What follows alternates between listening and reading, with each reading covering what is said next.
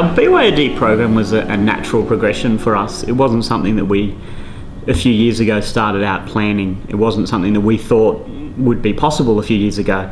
But as we used iPads and as they became more and more prevalent in classrooms, and as the students were putting them on their Christmas lists, it just became an option that we decided to take up. There were a few things that came together, wasn't there? So we had been using it for a number of years already, and we had shared a lot of the success stories with the parents. And that really helped build our credibility with the community, with the kids, with the parents. So by the time that we saw that a lot of these devices were in their homes and that we knew how to teach with them comfortably, we knew how to support them, it was such a natural progression to think, why don't we go BYOD, make it personal, bridge the home school gap, and also make the school a little bit easier in terms of budget, of thinking of how to buy so many devices for all these classes and students. So it worked out really well for them. Consulting the community is obviously one of the most important things you can do if you're going down the path of BYOD. For us, it was always a case of we're trialling these iPads out. We had school sets that we were trialling, so the community were always in the loop with what we were doing. And then it just became a case of the students have these iPads. Well, why are we not allowing them to be at school? Why are we not allowing students to access the wealth of information on the internet at their desk? So we did spend time with parents and having information evenings where we literally put it to the parents and said, what did you think? The support was overwhelmingly positive because of the learning that they'd already seen was taking place with the school sets of iPads.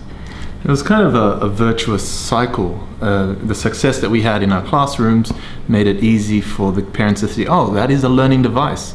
And so they got it for their kids.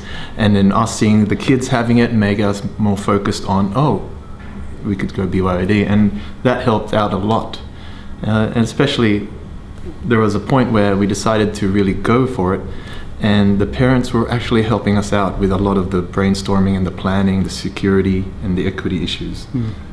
Yeah, so I guess it's really important that you use your community as partners in the education process, and that you don't come in, at no stage did we come in and say, we want all students to buy an iPad before next year and all students must have these apps. It's more a case of, if your kids have them, bring them to school. And I think that was also a positive too, in that nobody felt that they were being left out. Each class had 6 iPads already, so if we had one iPad that came to school as part of the BYOD, we're already in a better position. We already have a greater ratio, and that's kind of what I said to parents. I said, this is an option, it's not something that you must go and do, you must purchase. Because to be honest, parents in our community, you know, some have the money to go and buy these things, some have grandparents who are happy to go and buy these things, but we don't want to be forcing extra financial burdens on parents in our community. Yeah, the class set really made it an optional, and that's vital if anyone's thinking of BYOD, the equity issue. Yeah. I think the pedagogical shift is a natural thing that happens as well, because you have a device that's capable of so many different things. Teachers naturally want to test it out and see, how will this work in my classroom? How will my students take to this style of app or this device? And I think very quickly we agreed that an iPad should not be used as a glorified gaming machine. They're far too expensive. We've got much cheaper games that kids can use.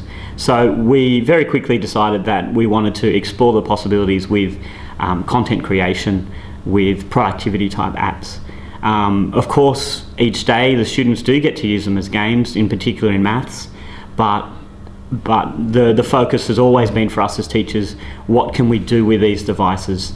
What can our students produce? How can we flip the classroom so that the students are actually producing or building the knowledge rather than absorb the knowledge?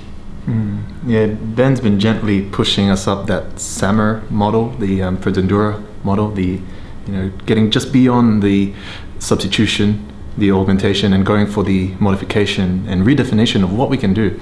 And we don't know what we can do completely, so it has been a gentle progression, and we've been doing this for 3 years, I think. And in fact, I think every day I don't have a day where I don't ask myself, is there a better way we could be doing this? Is there another way that I could be getting my students to use the information that we're working with?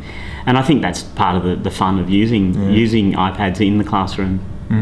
Yeah, because they become experts, and often the kids, because it's their own personal devices, teachers don't have the time to learn all the things. So it's great to get them as experts teaching us. And I've just got 2 girls previously out there learning another app called Buddy Poke, and I haven't had the time to go through it, so I want them to flip the classroom, teach us how can we use some of the things we're learning in class to express the learning through that app. So they're taking it away. Yeah.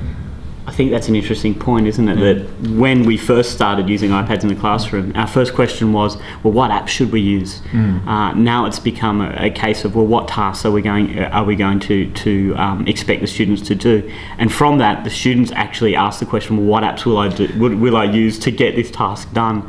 I think when you broaden your task out, and when you say, this is what we're doing, how are you going to do it? It's up to you.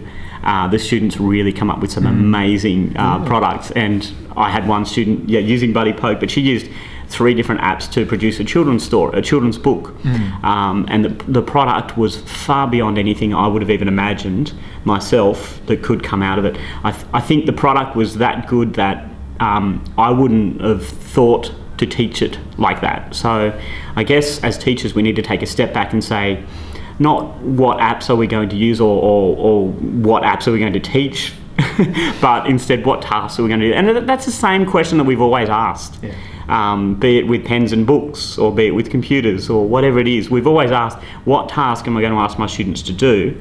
And the tools that they use to achieve that task, well, it's up to them.